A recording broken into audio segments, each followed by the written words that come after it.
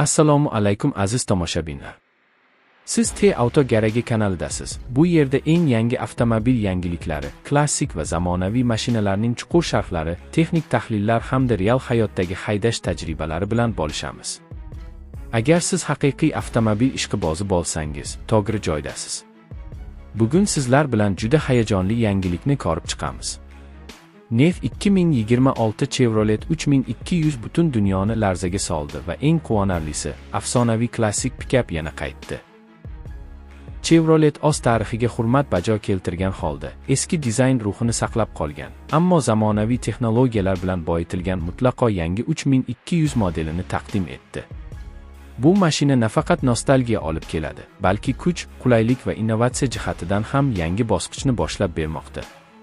Tashqi ko'rinishidan boshlasak, 2026 Chevrolet 3200 klassik kvadrat shaklli old panjarasi, katta xrom bamperlari va keng qanotlari bilan darrov e'tiborni tortadi. Old faralar LED texnologiyasi bilan jihozlangan bo'lib, eski uslubni saqlagan holda zamonaviy yorug'lik sifatini ta'minlaydi. Kuzov chiziqlari aniq va muskulga o'xshash bo'lib, pikapga haqiqiy ishchi mashina ko'rinishini beradi. Shu bilan birga aerodinamik elementlar ham qo'shilgan. Bu esa yoqilg'i tejamkorligiga ijobiy ta'sir qiladi.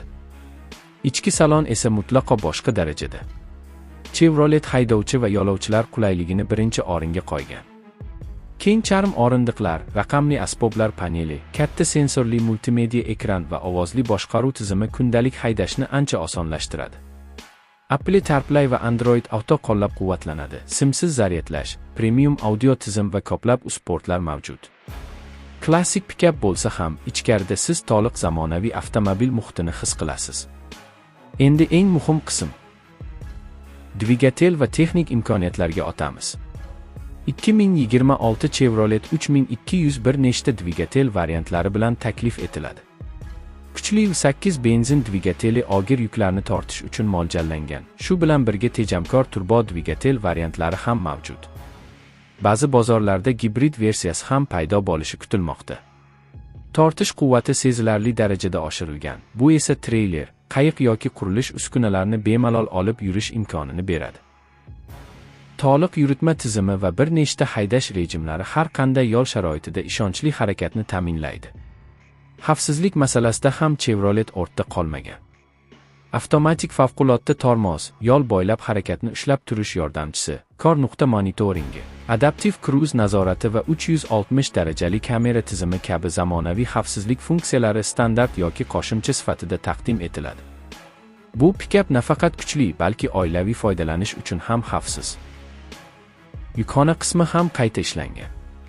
Kengroq va mustahkam platforma, elektr bilan boshqariladigan orqa eshik, ichki yoritish va aqlli saqlash bo'limlari yuk ortish va tushirishni ancha qulay qiladi.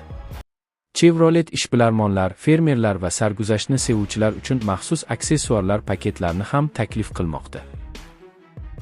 Eng qiziqarli jihati shundaki, 2026 Chevrolet 3200 nafaqat ishchi pikap, balki imijli avtomobil sifatida ham ishlab chiqilgan. Klassik dizaynni sevuvchilar uchun retro ranglar, xrom detallar va maxsus gildirak variantlari mavjud. Shu bilan birga sport uslubidagi paketlar ham bor. Ular agressiv ko'rinish va yanada kuchli sozlamalarni taqdim etadi. Xulosa qilib aytganda, NEF 2026 Chevrolet 3200 haqiqatan ham dunyoni hayratga soldi.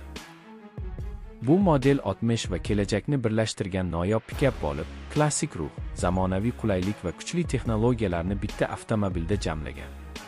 Agar siz haqiqiy pikap muxlisi bo'lsangiz yoki ishonchli, qudratli va ko'rinishi bilan ajralib turadigan mashina izlayotgan bo'lsangiz, Chevrolet 3200 albatta e'tiboringizga loyiq.